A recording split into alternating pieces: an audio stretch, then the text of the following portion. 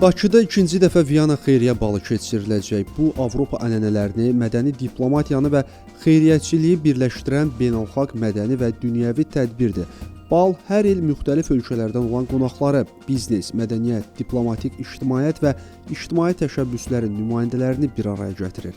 Tədbir təşkilatçıları Lidiya Əliyeva-Şestak, Svetlana Trityakova və Baku Fashion Club platformasının rəhbəri Lyubov Qutorova-Poyraz jurnalistlərə danışıblar.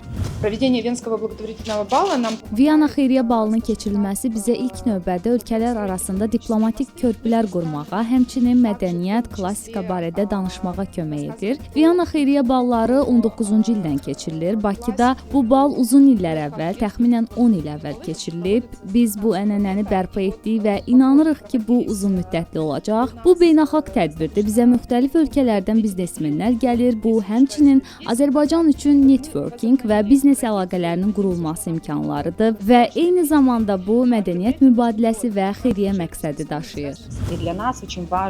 Bizim üçün çox vacibdir ki, Viyana balı tək mədəni, sosial, xeyriyyə tədbiri olmaqla qalmasın.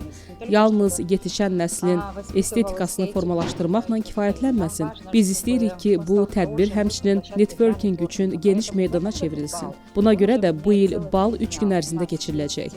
Ukrayna, Milan, Viyanadan gələn bizneslər var. Tədbir çərçivəsində dövlət qurumları və sahibkarlarla bir sıra görüşlərimiz, mətbuat konfransları və təbii ki, Viyana balı planlaşdırılıb.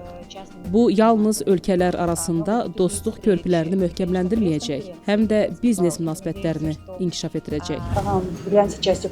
Biz proqramın bir hissəsiyik və moda nümayişi hazırlayırıq. Biz sevinirik ki, bu cür dəbdəbəli və gözəl tədbirdə iştirak edirik. Mən tədbirin bütün tərəfdaşları, sponsor və qonaqlarına gözəl bayram əhvalı arzulayıram.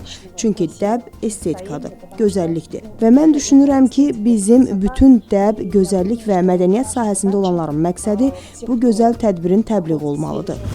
Qeyd edək ki, tədbirlə bağlı mətbuat konfransı keçirilib, jurnalistlərin sualları cavablandırılıb. Onu da bildirək ki, Viyana xeyriyyə balı fevralın 11-də baş tutacaq. Asan Radio və TV tədbirin media tərəfdaşlarındandır.